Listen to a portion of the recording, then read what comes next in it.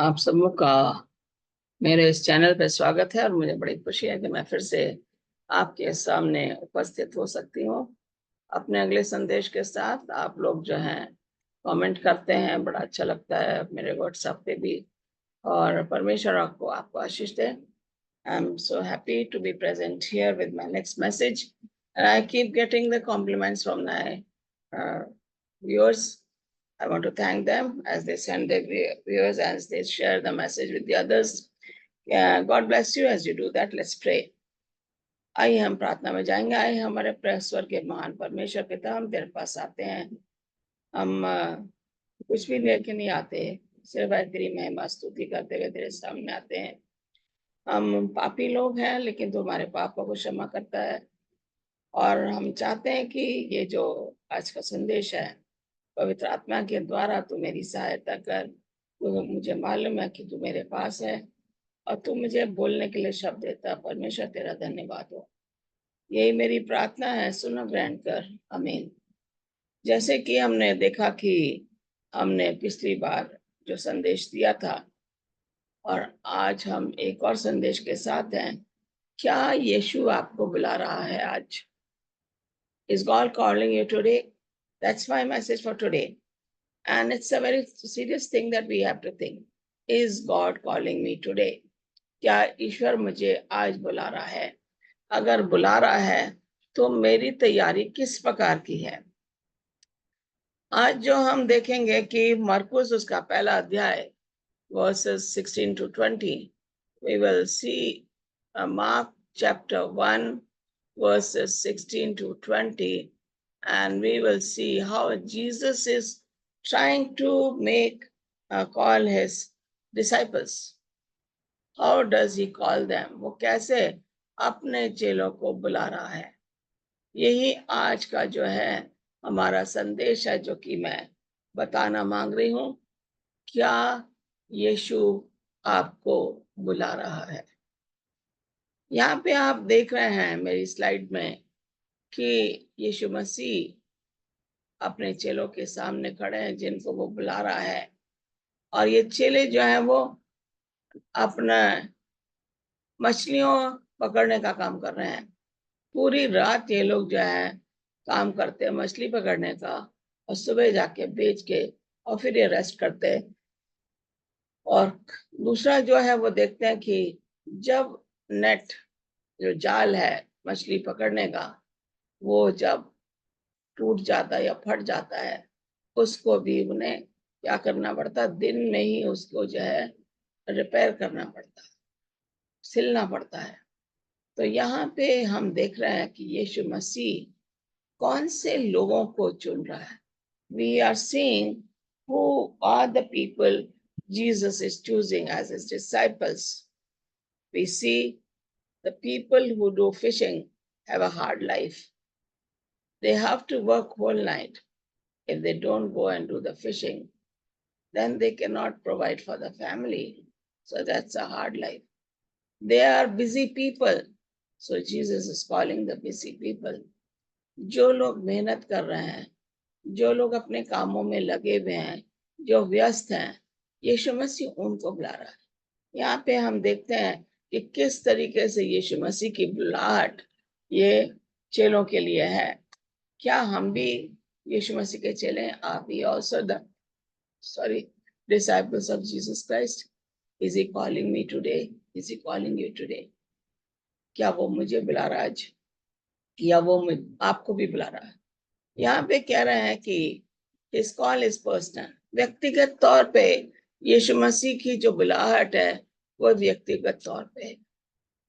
वो उनको बुला रहा है क्योंकि वो जानता है कि समय सुबह का है और इनको जो है अपने अगले दिन की भी तैयारी करनी है। उनको कहता है, ये 16वीं आयत में अगर देखें, मरकुस उसका 16वीं आयत में इस तरीके से लिखा है, गलील की झील के किनारे किनारे जाते हुए उसने शमौन और उसके भाई अंद्रियास को झील के जाल में डालते देखा, क्योंकि वो मच गए थे। यहाँ पे कह रहा है उसने उनको देखा।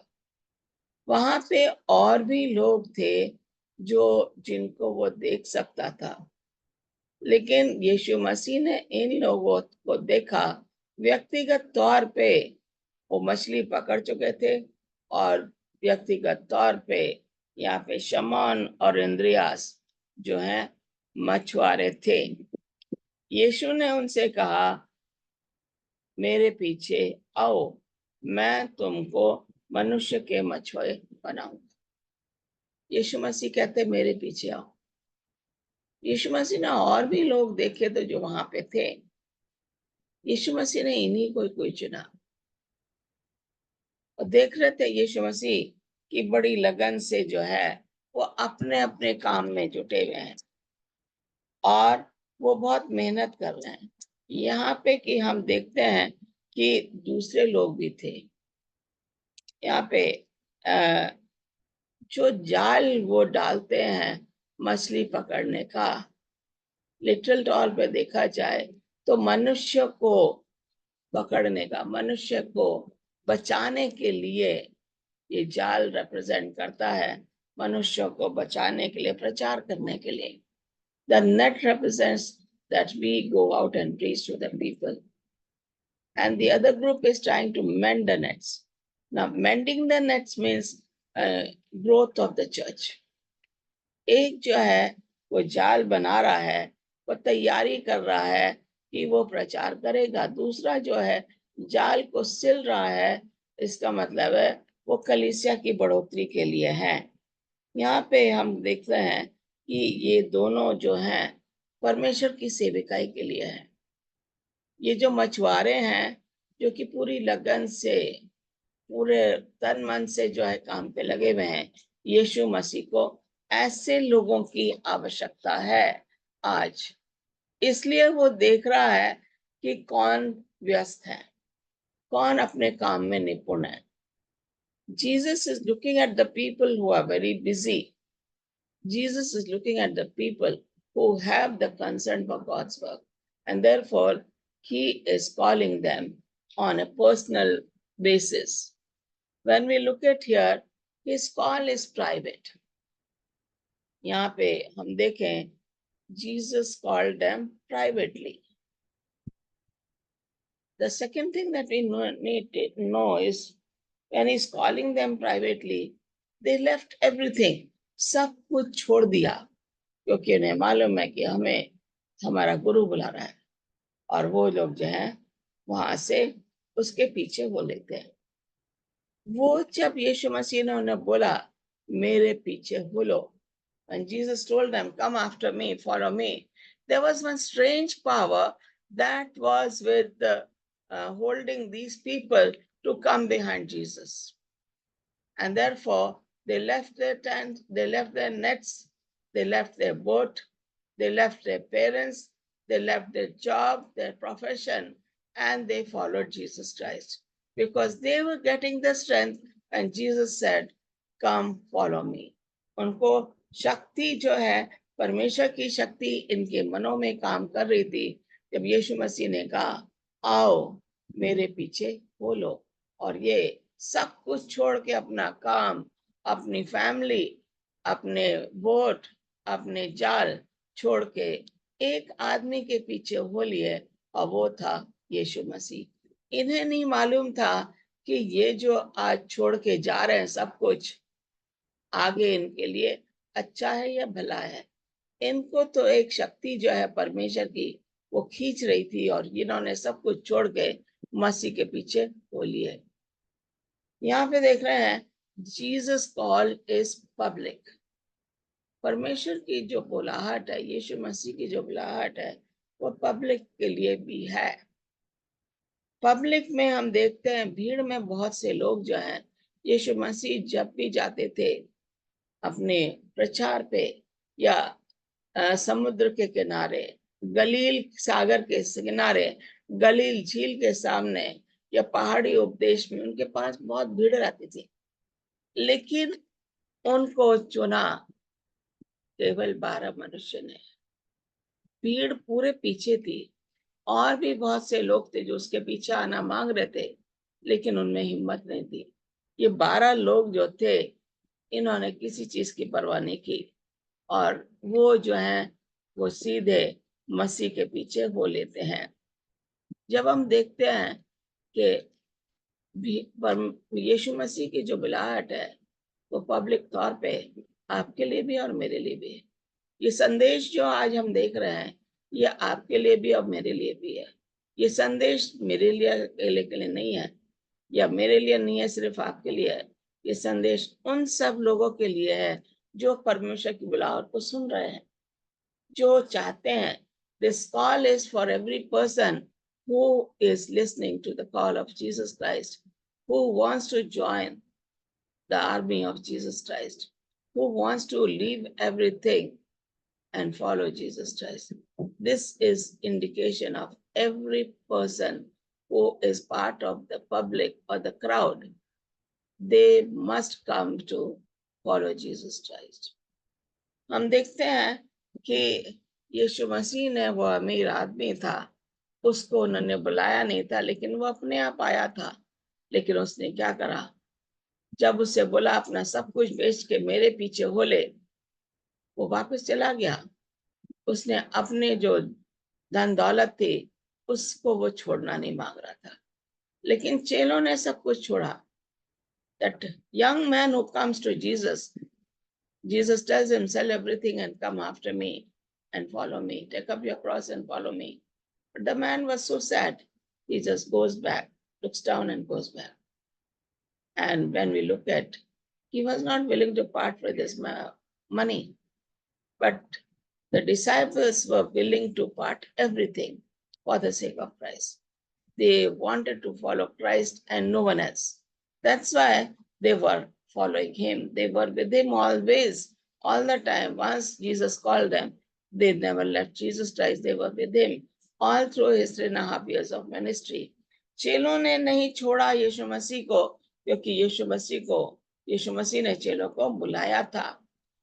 यीशु मसीह ने भीड़ को में भी प्रचार किया, लेकिन भीड़ में से कोई भी नहीं आया सिवाय इन 12 के। हम देखते हैं कि किस तरह का इंसान यीशु मसीह है, जो अकेले में भी बुलाता है, पब्लिक भी बुलाता है। लेकिन पब्लिक है, उनके ऊपर डिसाइड करना कि उन्होंने क्या करना। Jesus call is very precious. उसकी बुलाहट बहुत प्रेशियस है, बहुत। जब वो बुलाता है, वो कहता है कि मैं तुम्हारे द्वार पे खड़ा हूं, मैं खटखटाता। अगर तुम मेरी आवाज सुनोगे तो तुम मेरे पीछे बोलोगे। यीशु मसीह ये भी कहता है, माय शीप नोज मी, मेरी भेड़ें मुझे पहचानती हैं। They hear me. यहाँ पे जो है, जो उनके चेले थे, वो उनके लिए बहुत ही प्रेशियस थे, बहुत ही बहुमूल्य थे, क्योंकि उन्होंने उन्हें बुलाया और वो इनके पीछे हो लेते हैं। हम देखते हैं कि यीशु मसीह के चेले हाईली एजुकेटेड नहीं थे। यीशु मसीह के चेले अमीर खानदान से नहीं थे। यीशु मसीह के चेले ऑर्डिनरी लोग थे, जिनको यीशु मसीह एक्स्ट्रा ऑर्डिनरी बना रहा था। The disciples of Jesus Christ did not come from the rich family background. They did not come from the highly educated family. They were poor people, ordinary people, fishermen that Jesus chose.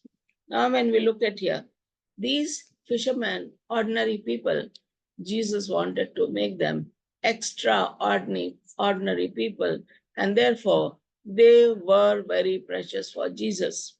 तो यीशु मसीह के लिए बहुत ही अहम थे, बहुमूल्य थे। यीशु मसीह ने जो है, खुदा ने जो है, हम देखते हैं कि जब दाऊद का चुनाव हो रहा था, उसके सारे बड़े भाइयों को छोड़ के परमेश्वर ने सबसे छोटे भाई को चुना, और वो जो है उसको चुना, और वो परमेश्वर के काम में लग जाता। तभी परमेश्वर ने कहा, David is man after my own heart. हम देखते हैं कि यीशु मसीह, परमेश्वर ने मूसा को चुना।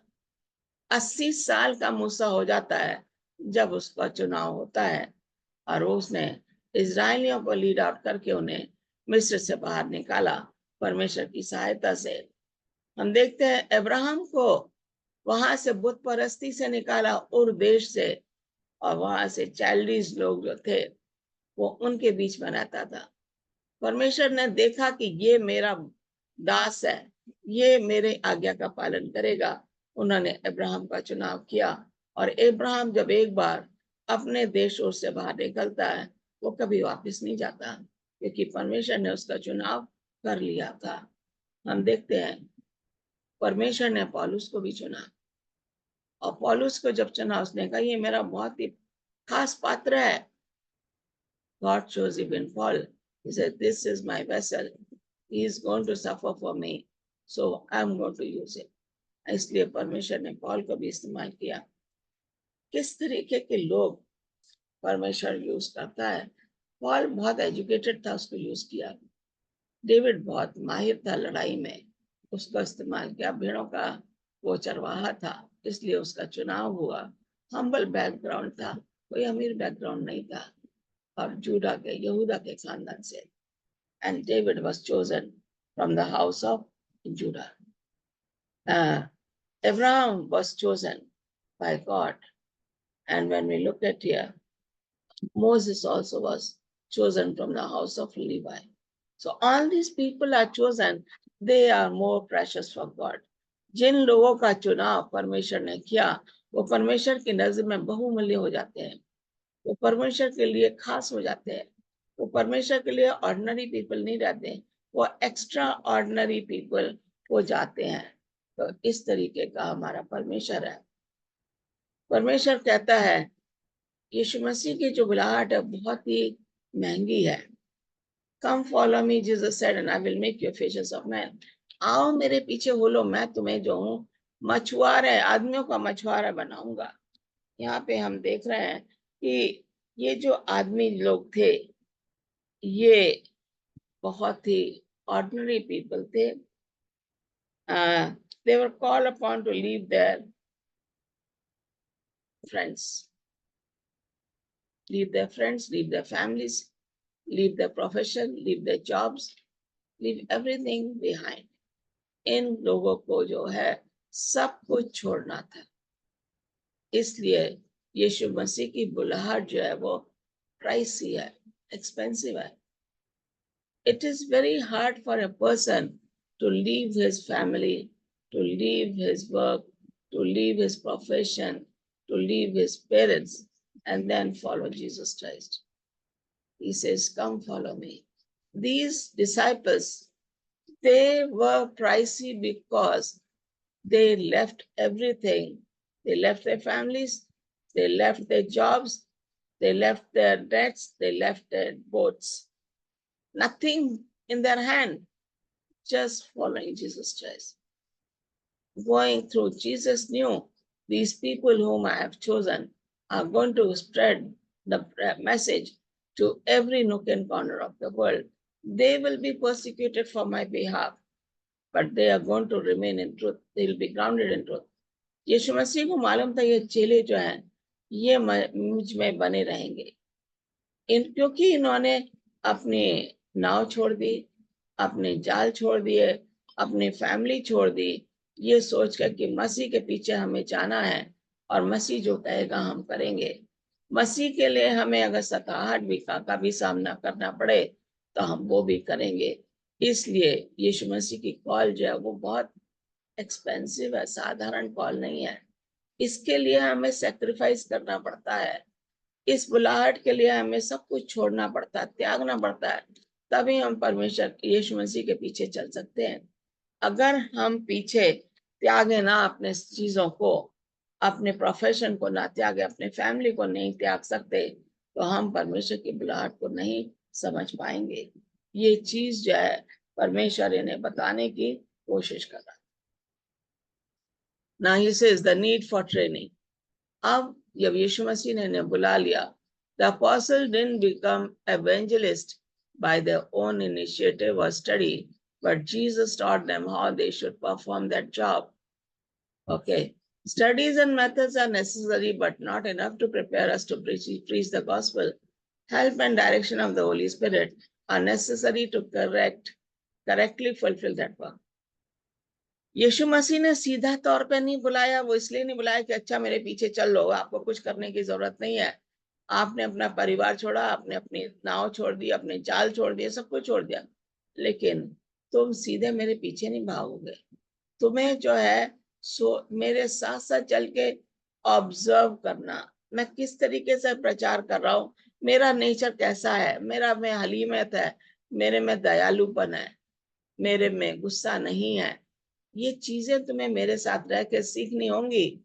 और फिर जब मैं तुम्हारे साथ नहीं रहूंगा तो तुम्हें इन चीजों का पालन करना पड़ेगा। Jesus taught them to observe. Jesus taught them to do things according to Jesus' method and not according to their own way. And therefore, Jesus was teaching them when he was keeping them for 3.5 years. That was the training Jesus gave them. He knew that very soon he is going to leave and they will have to go out into the world.